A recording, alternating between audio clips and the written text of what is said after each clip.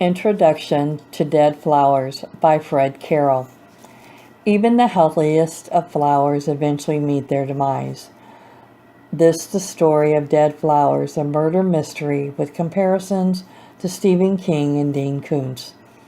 Family dysfunction is nothing new. The Rivers Witten family knows this well.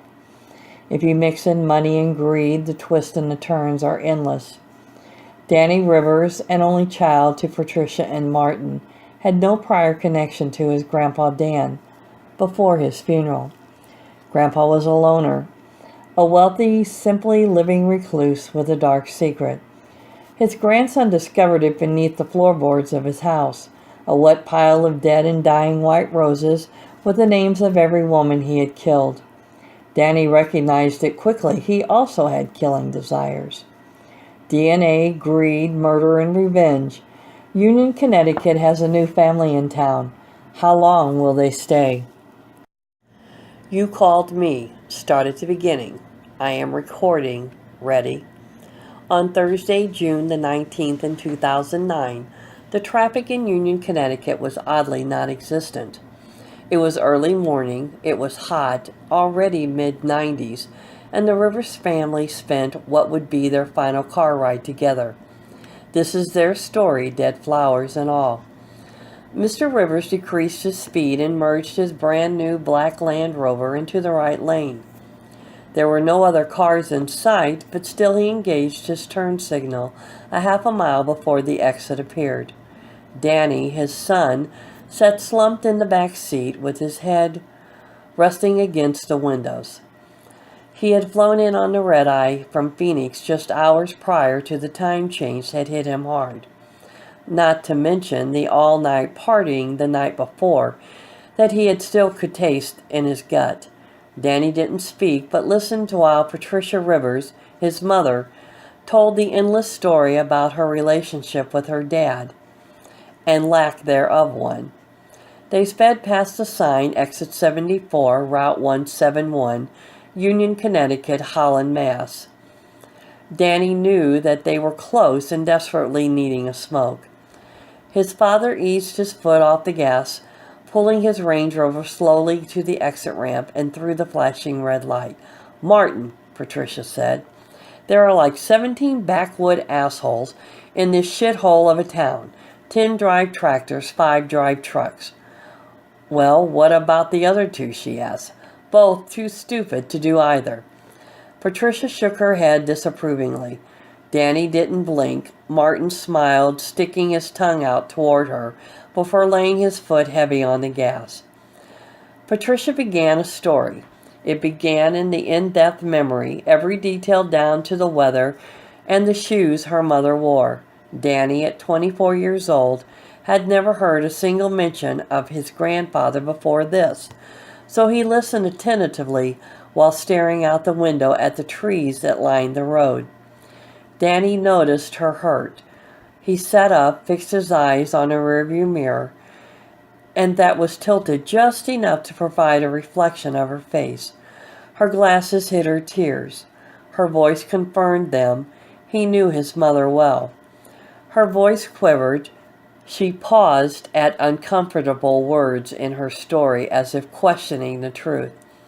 Danny was aware of his grandfather's absence both then and now, but his grandmother's final day was unknown and unspoken until this moment. The story was sad, but she moved on without a pause. Her next story was happy. The energy of her voice when mentioning the good times was what Danny enjoyed the most.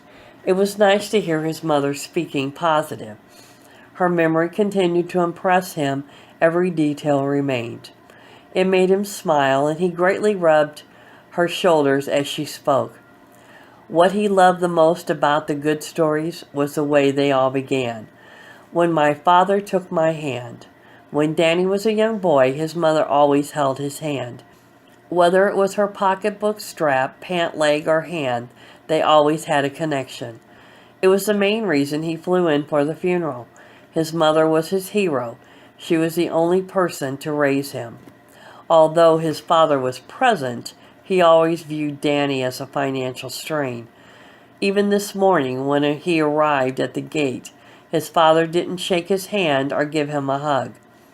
The only thing he said toward Danny, including the ride to Union, was, "Still haven't cut your hair, I see," and that was it. After pulling off the exit and driving through the desolate town, they arrived at the Edwin S. King Memorial Funeral Home. An elderly attendant guided them toward the family parking and opened Patricia's door. She gently wiped the tears from her eyes, being careful not to smudge her makeup. The attendant took her hand, assisting her out before the door closed behind her.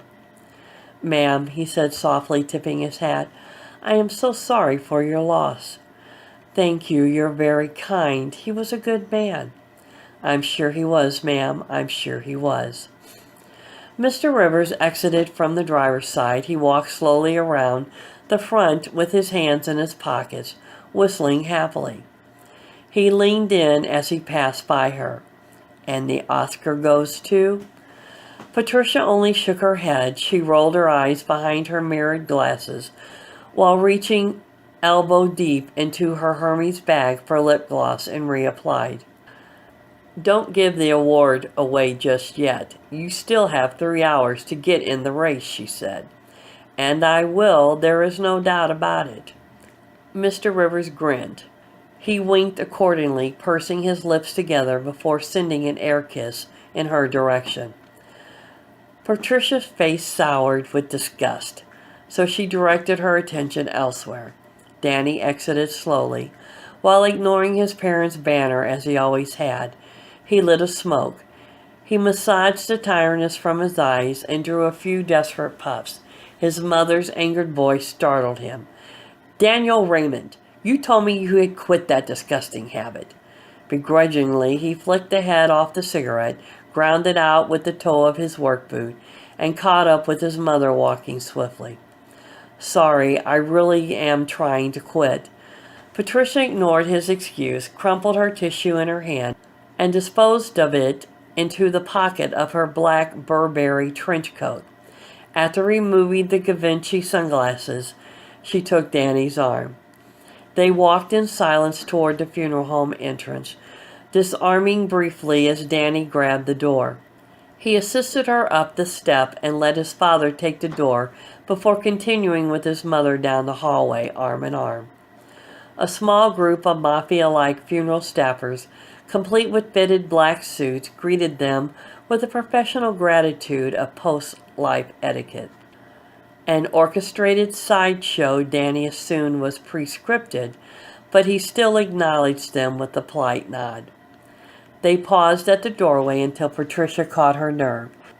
Danny gave her a reassuring back rub and a wink, adjusting his grip before moving forward. The casket appeared before them. Mrs. Rivers broke down with her hands over her eyes and sobbing. Possibly Act 2 for her supporting role, but Danny felt it was genuine. An uncalculated response that overwhelmed her. Being 30 feet away from her lifeless father really shocked her, and the grip tightened on Danny's hand as proof. He hadn't seen or spoken to his grandfather in nearly 4 years. They never had a close relation, so no tears formed. Still, Danny gripped her hand back, supporting her, until she settled her knees on the velvet stoop in front of his casket.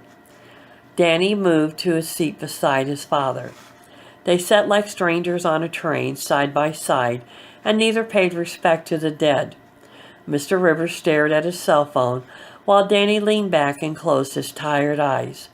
Not your everyday father-son moment, but within the dysfunction, this was what was always was.